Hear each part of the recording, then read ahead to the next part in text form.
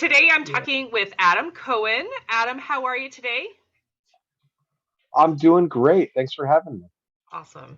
I'm glad to hear that. Adam, you have so many skills that I'm very curious about. I know you had told me that you have a lot of interest in urban agriculture, which I also have a lot of interest in now that you mention it, because it's not something that I really thought about. Sort of. I mean, I think of like worm composting when I think of urban agriculture because you can do that anywhere. But as far as other urban agriculture, tell me about that. Like, what's your So to me, urban agriculture is really just any form of food production that is done not that is done within an urban setting. So that could be suburban, that could be within the inner city, within the city limits, whatever. But it's basically it's not a specific term as much as it is a locality based term in my mind at least. okay? So doing gardening in your backyard. If you're in the city limits, well, that's urban agriculture. If you're a commercial farm producing, like in my case, mushrooms or lettuce or some other type of food product for sale, if you're in the city limits, that's urban ag as well. But it's more just a location than anything else in my mind. Okay.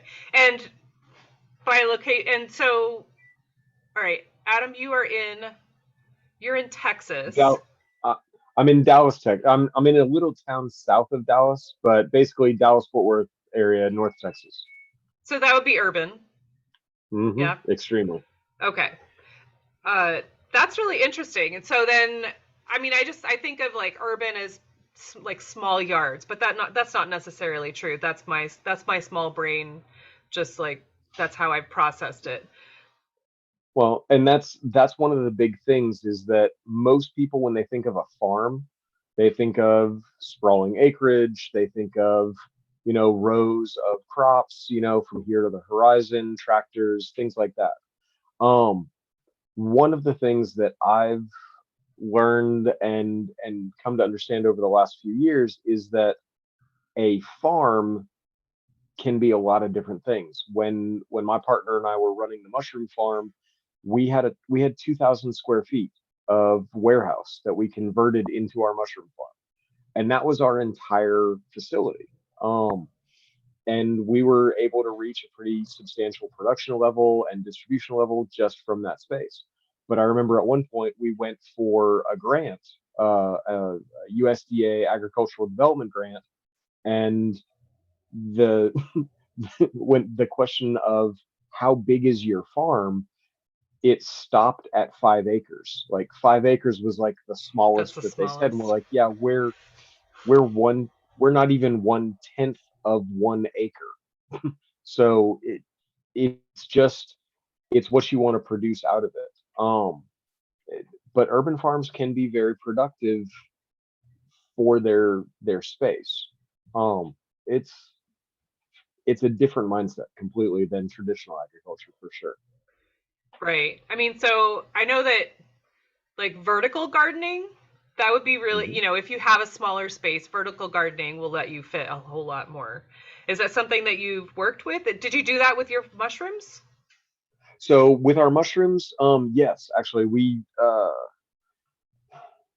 built racks vertically along the walls of our fruiting room, and we were able to get between 4 and 6 blocks stacked vertically per square foot, and so that allowed us to get a lot more production in a smaller area. But even with our aquaponics and such, we would trellis our cucumbers and our tomatoes, 8 or 10 feet up and get them to produce that way so we could get plants closer together. Um, there are other people, there's, like Curtis Stone, which is a name that most people that do gardening have at least heard his name, but he advocates growing, in a 20-foot row or a 40-foot row, but very close together. You minimize walkways and you can just produce more from a small footprint if you plan it correctly and plan your rotations and your crops and this and that.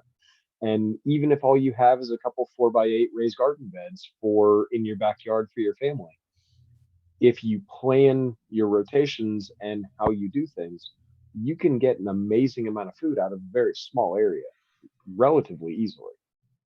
That's super cool. And when you said Curtis Stone, I know Curtis Stone from like Food Network TV. Because he's been on, I don't know, was it MasterChef or some, maybe Top Chef? I don't know. Um, He was in some food TV show. And that's how that I've I'm heard of not him. aware of. Okay. Unless there's another So Curtis Stone. so I don't know. I'll be honest, I don't watch a whole lot of television, so he might have been. The Curtis Stone I know is he's from Canada. He pretty much like he I think he wrote one of the books, if not the book, on urban market gardening. So about finding a vacant lot in your neighborhood or in your area, finding the landowner and renting it from them, and building low tunnels and this and that, and then using that to produce food to sell in your local community. Cool. Um, so definitely somebody to look up. He's got some great ideas. That's awesome. And so, excuse me. All right, so let's see, Adam, you also, you said that you worked with aquaponics and hydroponics. And I know I Hmm. had an episode about hydroponics, and I know that Emily told me what the difference is. And I know that they're aqua hmm, they're aquaponics and they have fish. Hmm. Okay. So hydroponics is growing plants without soil.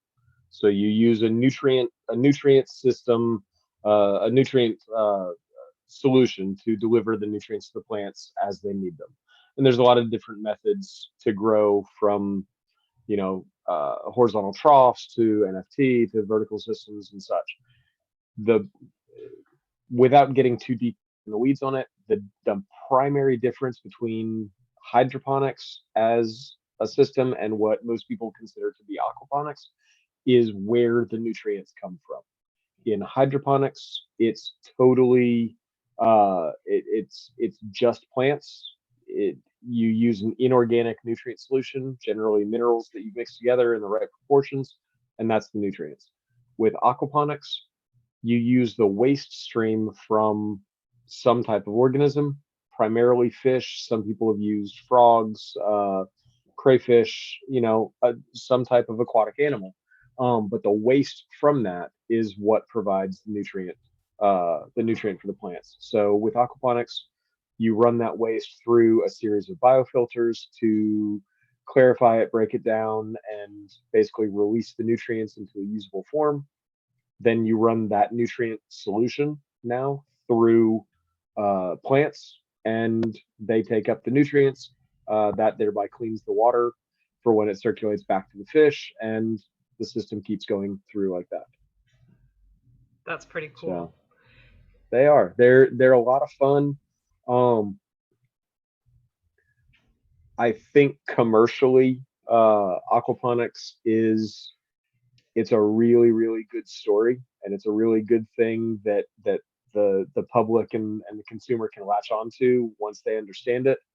um I think that it's a lot harder than a lot of people believe to do really high level consistent production of crops using an aquaponic system.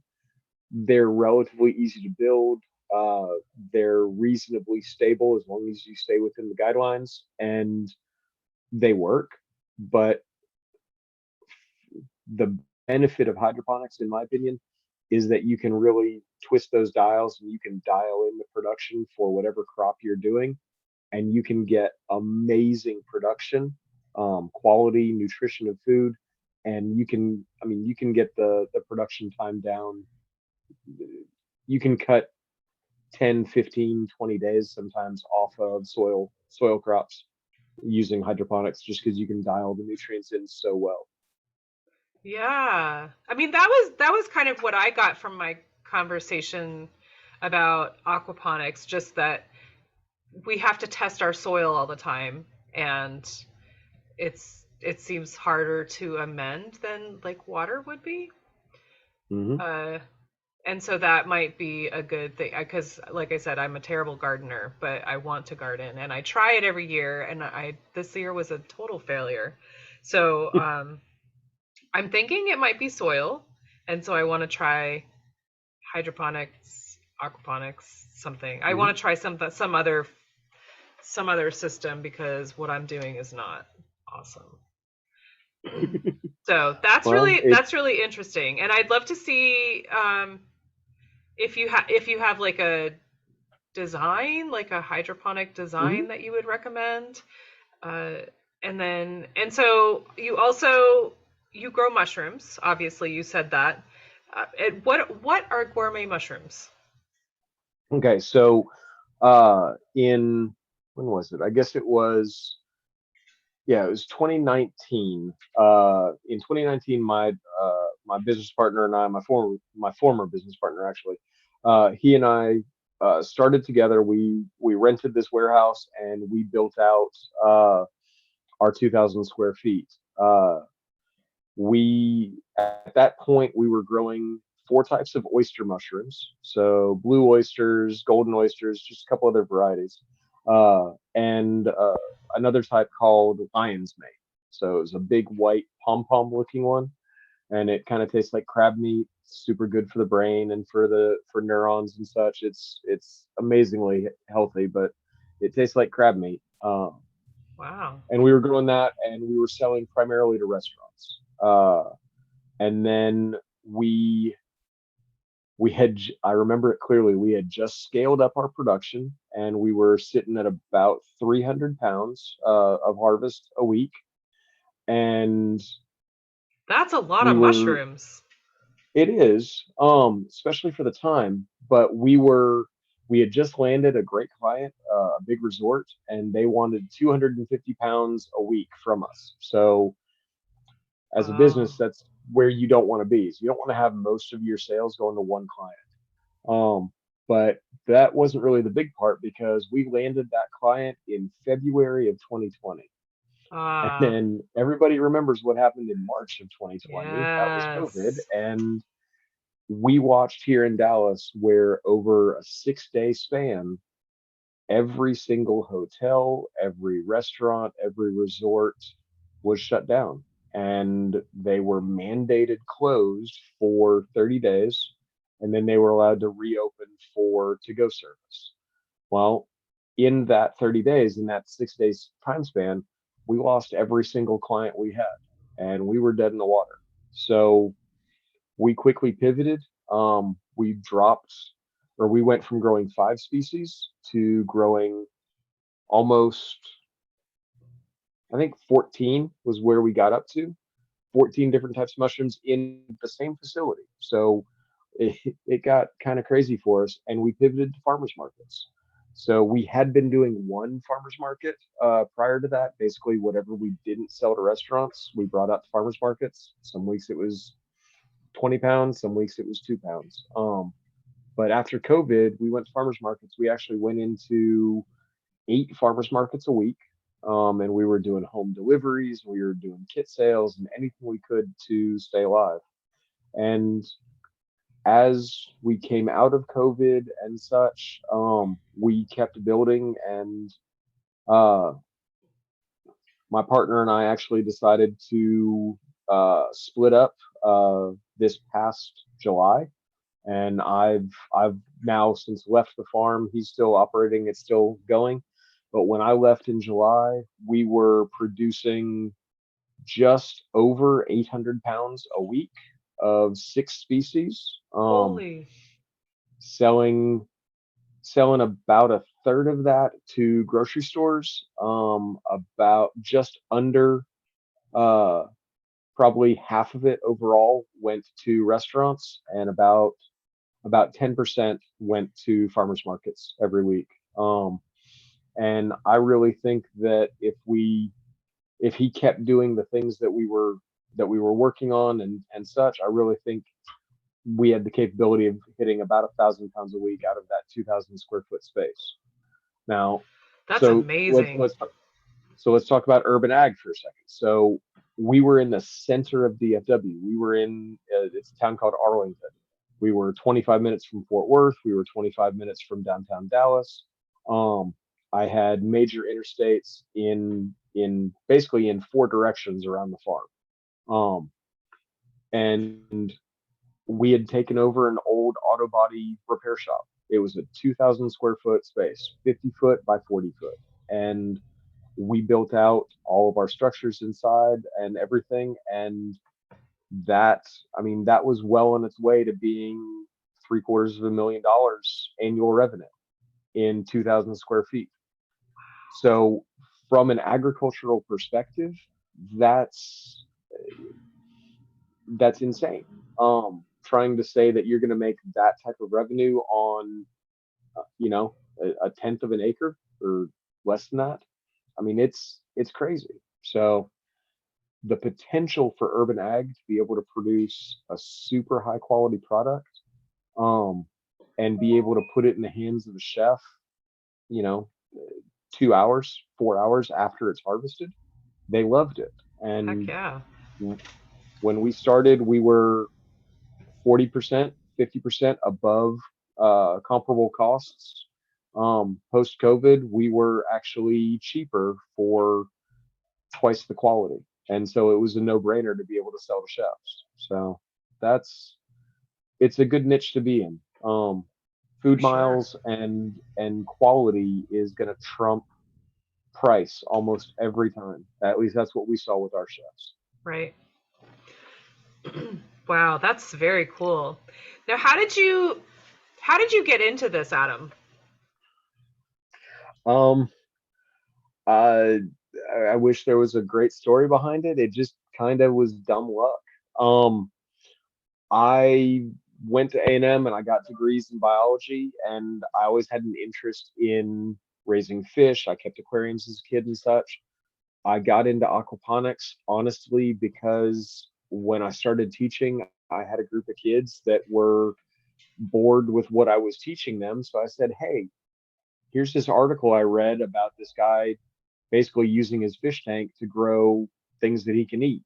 You guys want to try it?" And they said, "Sure." And we dove down the rabbit hole together. From there, it went to me teaching workshops to the local community and this and that, and starting my own business. And that developed into a production farm. And then, um, fast forward, about 8 years, I've moved back to Texas. The aquaponic farm is producing 300 head of lettuce a week, and we're selling that at markets and such. And I have always been kind of interested in mushrooms. So I was on Facebook one night and I saw uh, a post from somebody saying that he was in the Dallas area and such. And so I messaged him, said, "Hey, you should come out and meet me at the farmer's market. Let's talk. I've wanted to grow mushrooms." And so he did, and we talked and we hit it off. And 6 months later, he and I were starting a mushroom farm, and it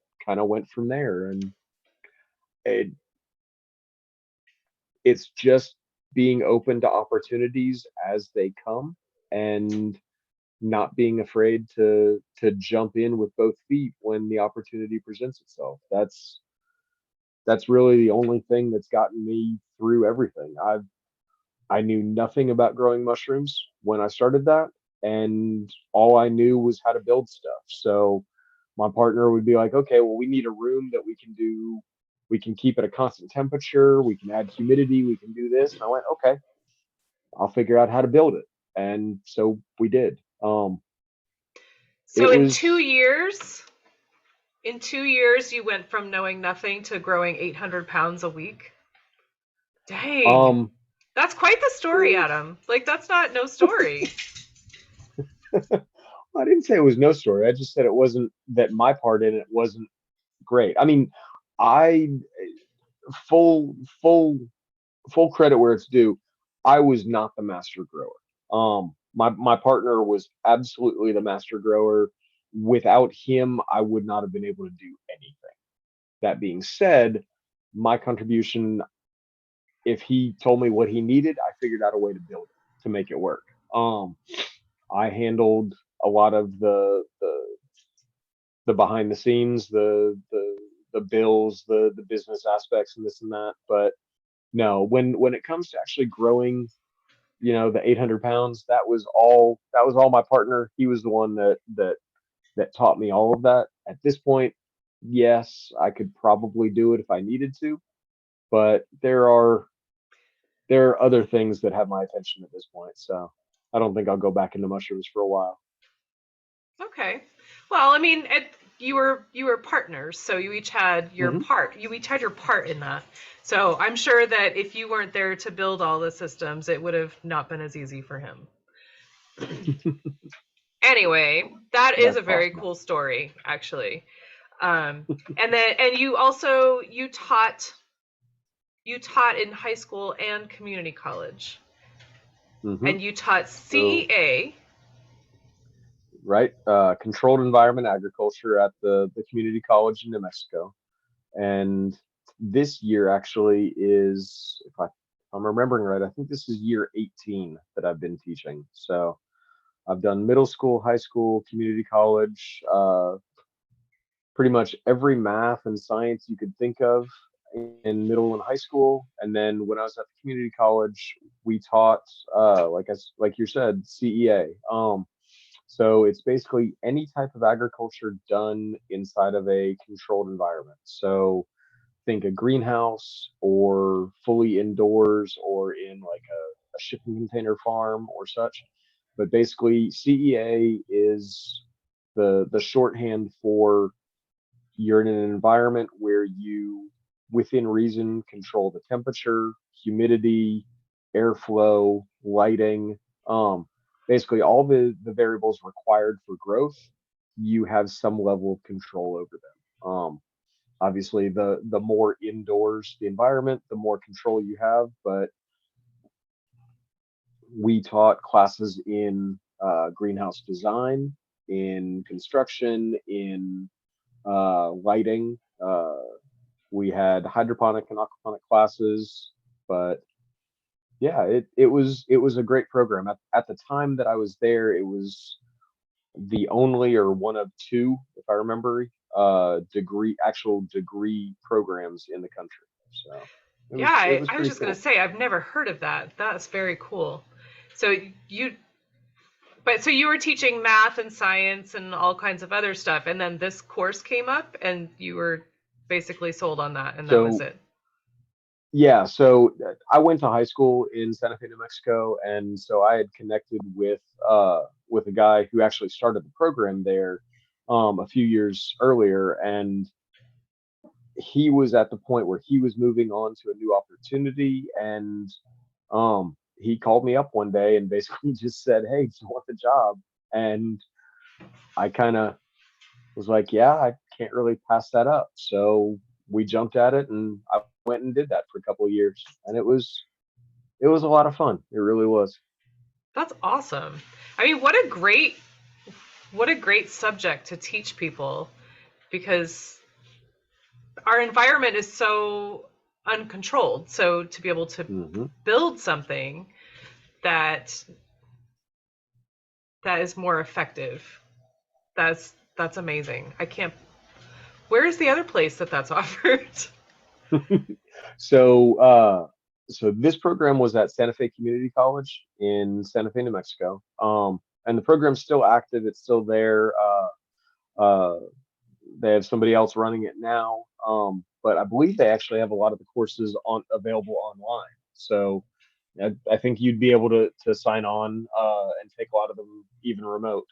I know Auburn has a few short courses and such that are available, and there are several colleges and such that have uh, distance classes where you do the coursework remotely, and then during the summer you come on site for a 2 week or such period to get the hands-on portion. So there's a half dozen programs. I just can't really think of them off the top of my head right That's very cool. What a great opportunity that was. It just now. It you just was. you it's almost like you just kind of fall, these opportunities just fall into your lap because you're open to that.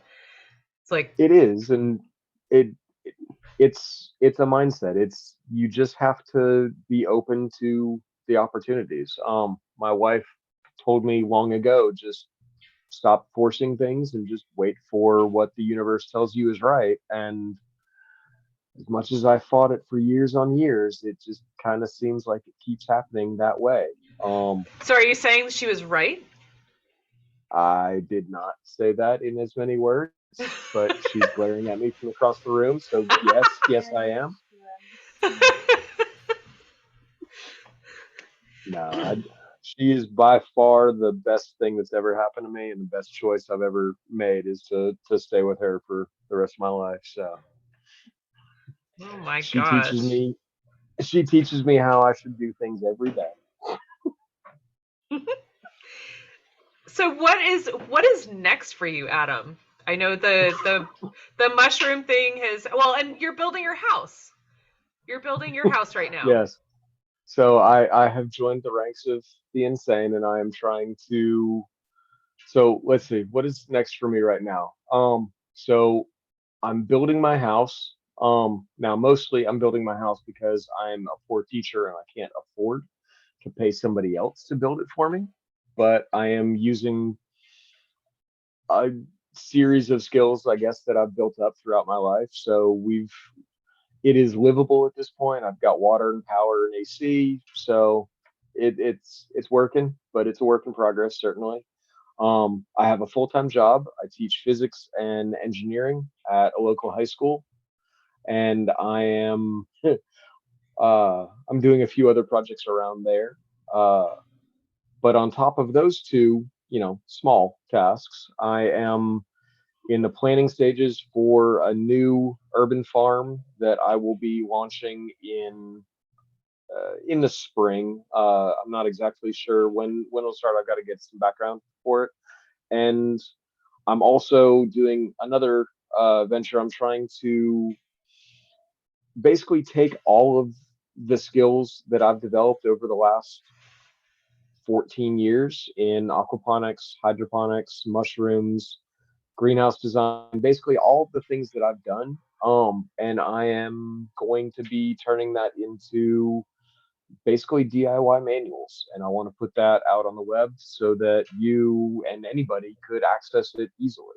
Oh So my gosh. that's really kind of that's my big project. That's my long term thing. So uh, actually tomorrow I'm going to be building a prototype for a small hydroponic system. It's called an uh, underflow current or underflow system, where basically you use a pump to pump the nutrient system up into the bottom of the plants Huh. instead of having it drip down from the top. Um, Oh. and I'm going to build that out of some PVC pipe and some old trash 20-ounce Coke bottles, plastic bottles. So I'm going to actually do that tomorrow and make a video of it and post it up on my YouTube. And I have all of this information that I want to be able to put out so that other people can use it. I think that's the best thing. Heck yeah. Over the Sign me years, up. over the years, I've met a lot of teachers that want to do this in their classrooms, and really one of the big things that's happening in schools these days, at least the schools that I see, is everyone's trying to get students to do things that are more hands-on, that are more creator based, and small projects where the kids can get the experience in building something and growing something and seeing that it's not super challenging. um that's what they need. I guess I was fortunate. I grew up with parents that were in construction. So when I was a little kid, my parents built restaurants. When I grew older, they built houses. So for me, doing chores and earning money wasn't cleaning up the house or doing my laundry. It was, okay, let's go to the job site, and today you're going to go help the framers. Tomorrow, or next weekend, you're going to go help demo this wall in this restaurant. And so it's one of those that like I look at me building this house and I'm just like, yeah, I built a set of stairs. I built a wall. To me, it's just, I did it. But Right. I keep talking to people and they keep looking at me like I'm crazy when I just say, "Oh yeah, I did this." And if I can provide a manual that helps remove some of that fear or some of that apprehension or anxiety about, well, how do I build this?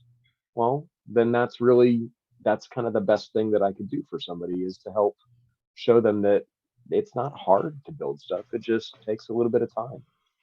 So those are the small things I'm working on. Right. I know that. Oh, whoops. Like for me, I did not grow up doing those things. So I my pen is not working. Um, that is like mind blowing for me. That you that you just have so much knowledge, that you just absorb everything, and that you have so much to share. Like I mean, one of the things that I've become really passionate about is teaching kids gardening. But I know that when I was growing up, and you're a little bit younger than me, so you probably had like industrial arts or home ec or some stuff like that when you were in school. But they don't have It that was there, but anymore. I never took it, although it was there. You probably But like yeah, no, skipped they don't that exist. grade because you're building houses when you're 8 years old. Um, or restaurants when you're 8 years old, I guess, because your parents did that when they were older. But yeah, I could teach your class. I could teach your class. But I just it's mind blowing, but it's some brains can absorb more and have. I'm not a super creative person. I'm just not. But so I'm in awe of your skills, and I know that Yeah. might feel uncomfortable for some people, but I just want you to know I am in awe. Like I cannot wait to get on your YouTube and like subscribe for all of your awesomeness. Well, thank you for saying that. I mean, I remember one time when I was teaching gardening at one of the schools, one of my schools years ago. Uh, at the beginning of the school year, when I I showed them how to build raised garden beds. So we took four boards and we screwed them together, and then we took bags of dirt and we just filled it up. Super complicated methodology. Right? Um, but I had two boys, and they were, let's see, this was a freshman class, so they were ninth graders. And I mean, this was probably 8 years ago. No, probably more than that, probably 10 years ago. Um, and they wouldn't pick up the dirt in the bags and pour it into the frame because they were afraid they were going to get their tennis shoes dirty. They were afraid that they were going to get their white shoes dirty. Right. And so they stood there and they wouldn't do anything. There's nothing I could do to get them to do it. So we build this thing and we plant carrot seeds. The simple thing. Fast forward 90 days and it's time to start thinning the carrots so we can get full-size carrots. I had to break up a fight between those same two boys. Because they couldn't They wait to. were they were rolling on the ground fighting each other because one of them had started eating a carrot that they thinned without sharing. I mean, they went into this literally not knowing anything about gardening and not knowing how to do it. And then within 3 months, they were fighting each other about who could eat a carrot straight out of the soil, not even washing it. I mean, Right. kids want to know where their food comes from. People Yeah. want to know that it's not this scary, impossible thing, that it's easy. And, I've talked to people that are like, well, there's no way I could grow enough to support me. So what's the point of even trying? Well, grow a tomato plant, grow a pepper plant, grow a basil plant in your window, grow something, and just be aware of the connection of what it takes to do it. It's being aware of what it takes the farmer to grow your food is a better awareness than not being aware of what it takes. And, you know, in the news Right. today, you hear people complaining about, it's $6 for a dozen eggs. Well, what people don't realize is that costs for feed and this and that, they've gone up 300% in the last 2 years. Right. It's food is more expensive. And do you want to pay for good food or do you want to pay for medicine to mitigate the bad food? Right. It's just six of one, half dozen of the other. But either way, Right. you're paying for it. Right. Well, and it just gives you that appreciation and that respect for where it comes from. And that's kind of what, Hmm. well, there it's like twofold sort of my thoughts on kids learning gardening. One, they're they're providing their own food. Like not that Hmm. the school shouldn't provide the food, but if they have that appreciation for the food, where it's coming from, and just the knowledge that they will be able to grow their own food in the future, and it's something to do outside, something Hmm. active and not necessarily gym class, but something active, something using their hands and creating something.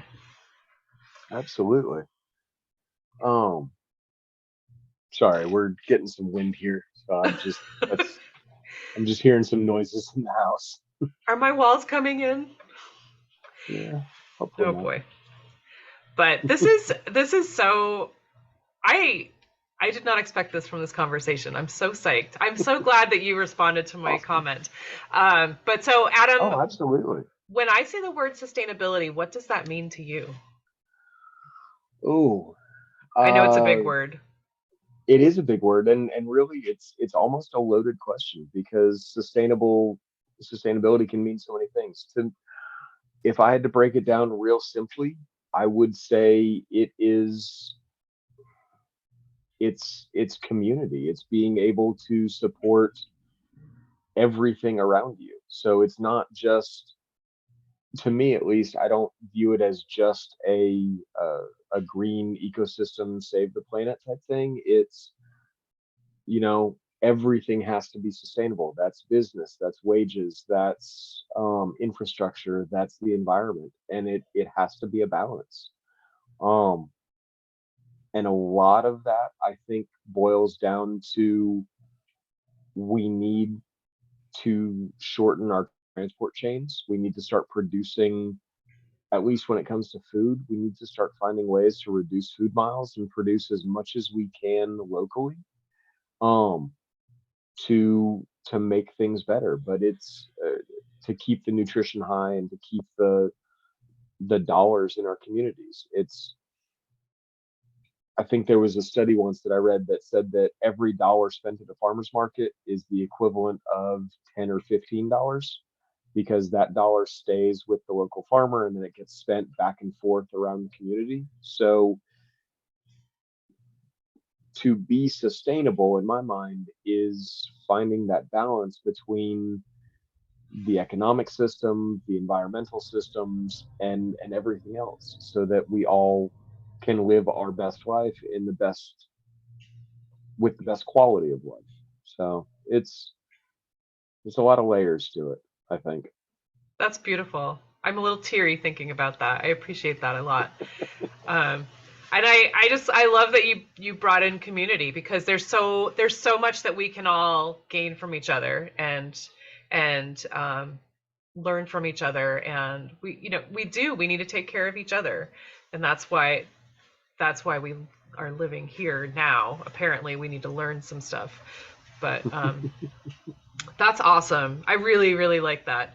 And then, so Adam, how can people follow you and learn more? It sounds like you've got a YouTube channel. I do have a YouTube channel. Right now, it doesn't really have anything on it because I've just kind of parked it and I'm waiting to get some of the content created and up there. Right now, it just has a bunch of physics problem workthroughs that I've put up there for my students. But very soon, that will have a lot of information, a lot of videos that people will find valuable.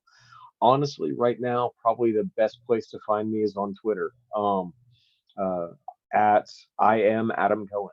So pretty easy. But Okay. there and on LinkedIn, but Twitter's probably the best place to find me.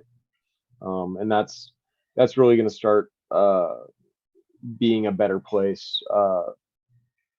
Probably here February, March. I'm just I'm just planning how to get a lot of stuff out there for people. So I'm in the process of getting a website up and running and such. It's happening faster than I had thought. The response to what I've put out kind of as feelers to see if there was an interest has been kind of overwhelming. Um, and Yes, so yes, there's interest. I'm kind of fast tracking a lot of my plans that I thought was going to be 6, 9, 12 months down the line. I'm now like, okay, can I do that next month? So it's coming. Okay. And do you have, are you planning to have a separate YouTube channel for these skills? Or are you going to use your No, current? I think I'm going to put it all in one place. So you're going to laugh at me. So the reason that the physics work through videos are on there is because I was kind of disappointed in the way my students were responding to what I was teaching them in physics this year. So I decided to write them a book. And so these are work through problems or work through videos for the problems that I wrote them just so that they had resources. So that book is one that I'll probably put up as well so that, if somebody's homeschooling or they're having trouble with their own physics class, they can have the notes and the problems that I've written and go with that. So like I said, I've done a lot of things in the last 20 years, and if I can put that content out there and it be useful to somebody, then, I just kind of feel like that's what I should do. So, no, it'll probably all be in the same place once it gets up there, but let's see, what do I have planned for the next couple months? In March, I'm going to do a greenhouse workshop here on my property. We're going to hands-on build a greenhouse. So Awesome. there will be some videos coming from that. There will be a manual or two on how to build a pipe bender so that you can bend your own hoops and this and that, and where you can buy your supplies and things. Um, Oh, that's awesome. I'll have, you know, 4 or 5 different manuals on how to build different types of aquaponic systems, hydroponic systems, and videos for all of that. Uh, I'm going to play around with some algae culture methods, and I'll probably get some mushroom grow kits and show people how to do that. I want to kind of play around and have some fun with it myself. But one of the things, I mean, I've taught for nearly 20 years. So being able to use that experience to then teach people how to do these things, it's a skill set that I have that I think, as you were saying, I think some people will find it valuable. So that's kind of my 100%. my plan for the near future. That's awesome. So you have not given your YouTube info yet? Are you not ready to Um, share that? to be perfectly honest, I don't remember exactly what it is. So I will Okay. tell you what, I will share it with you down the line when it goes, and you can add it to the notes for this episode, and that way anybody that listens to this in the future can come find me. Perfect. Awesome, Adam. Well, thank you so much. And thank you to your wife for letting me have you for this hour. Um, is I I just really appreciate everything that you're saying and everything that you're doing, and you're teaching kids, which is amazing. You're teaching these skills that people are not taught. So it's really, really important. And I know Awesome. that Well, thank um, I know it's physics right now, but it sounds like you're putting a lot into that, and uh, well, people don't thank you always for get that. saying that. I Sure. appreciate that. And yeah, like I said, Twitter's the best place to find me. If I am. anybody out there listening to this, um, has a question about hydroponics, aquaponics, mushrooms, biology, algebra, whatever, um, send send me a message on there. If I can't answer it quickly and easily, I'm sure I have a resource that I can point somebody to that would be able to answer their question. And you know, that's what I want to do. I want to put the information out there and to help people find what they can and to find that they have the strength and the knowledge to do it themselves. So Mm, yeah, just I am Adam Cohen on Twitter. Go ahead and sweet. find me. Very cool. And I love the DIY aspect of it. That's very cool because everyone can't afford as you know, the construction costs and everything are a little Yeah, up there. I think I ran the numbers. This would have cost me almost double over my materials costs, so almost three times what I'm paying. Um, Right. if I had hired somebody else to do it. So it is frustrating and it's taking forever, but I have no mortgage. I this is going to be paid off as soon as I get it finished. So it's a good place to be. It makes me feel a lot more comfortable. Awesome. Very cool. Well, thank you again. I really appreciate it. I'm so glad that you reached out. Absolutely. Thanks again for having me. It's Have a been great great talking to you. evening. Take care. You as well. Bye bye. Thanks. Bye, Adam.